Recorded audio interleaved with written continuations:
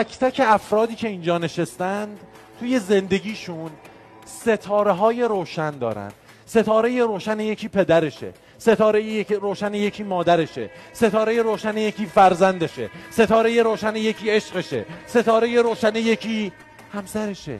ستاره های روشن همیشه روشن نمیمانند.